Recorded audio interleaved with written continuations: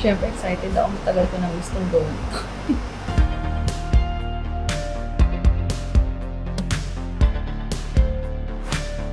So, excited ako, syempre. Medyo kinakabahan kasi baka may ma-feel na naman ako ng pain. Pagod na ako masaktan, di ba? Nagpa-botox ako para sa sarili ko. Self-love, ganun. Gagawin ko to kasi as a performer, kailangan ma-maintain mo rin talaga na dapat younger ka, maganda ka, tapos presentable ka sa harap ng ibang tao. Gusto ko kasi ma-less yung wrinkles na na-feel ko ngayon kasi at sa age ko ngayon, medyo nag-iiba na rin kasi yung na-feel ko. So, may nafe-feel na akong pag nag-i-smile ako, nagkaka-wrinkles ako dito, ganyan, ganon. Kaya gusto ko magpa-botox para ma-maintain ko yung younger looking ko before. Feeling ko, magdidibu ako, ganon. Parang ganon.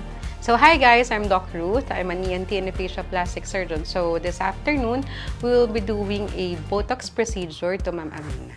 Okay? So, Botox is actually a neurotoxin, no? Pag sinabi natin neurotoxin, it targets yung mga nerves natin, tsaka muscles na rin. So, what it does, it paralyzes the muscle kung saan tayo mag-inject. Like, for example, I inject here.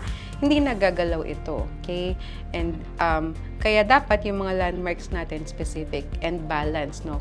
Scattered all throughout para pantay yung movement ng muscles after. We'll be doing Botox on the upper thirds ng face, no? Sa upper thirds ng face, it includes the forehead, actually up to the upper eye, no? So, usually, ang makakatreat lang talaga ng wrinkles over this area, walang iba kundi Botox, no? Ako, I usually put topical anesthesia first, no? But actually, the pain that you will experience very tolerable. Para comfortable yung patient, I still do apply mga topical. So, there will be a little pain, no? Parang kinurot siya.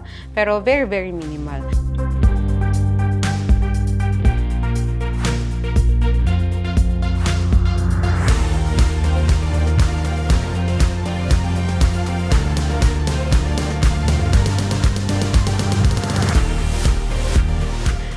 During the procedure, you may expect a little mga bumps, no? Parang pantal. But after, when you go out of the clinic, wala na siya.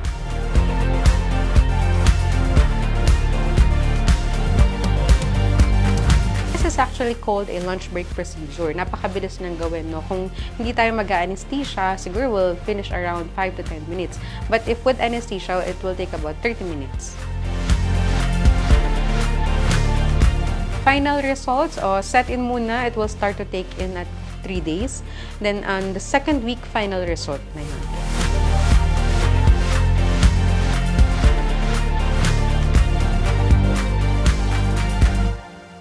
Ayan, ako, ito na, nangyari na yung gusto kong mangyari. So, na-feel ko na siya, ganun pala yung pakiramdam, di ba? Yung pala yung tusok na sinasabi, na madaming tusok. Pero tolerable naman siya and nilagyan ako ni Doc ng anesthesia.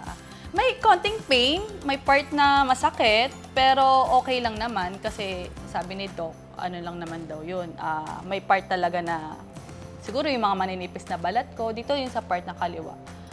So, okay naman siya. Ang ina-expect ko, nakakalabasan, ayun nga, in-explain sa akin ni Doc, maliles yung wrinkles ko. Actually, mawawala yung wrinkles ko. And it takes time daw, like 1 week to 2 weeks, sabi ni Doc, makikita ko yung results. So, chill lang ako, hihintayin ko. And ang mahalaga naman doon, mangyayari na yung gusto kong mangyari, di ba? Ang ma-advise ko sa mga gustong magpa-botox, nako, huwag kayong mag-atubili, huwag kayong magdalawang isip na subukan yung bagay na gusto nyong mangyari. Siyempre, huwag kayong makikinig sa sasabihin ng ibang tao. Kung gusto nyo talaga, kung gusto nyo at feeling nyo kailangan nyong gawin para sa sarili nyo, why don't you try? Try lang kayo ng try. Like, sabi nga nila, di ba? Maikli lang ang buhay. Lahat ng gusto mong mangyari, gawin mo na ngayon pa lang. Makapag-decide ka para sa sarili mo. And para sa iyo yan, di ba? And kung afford mo naman. So, as long as ikaka-confident mo at magiging masaya sa loob mo na ipapagawa mo to.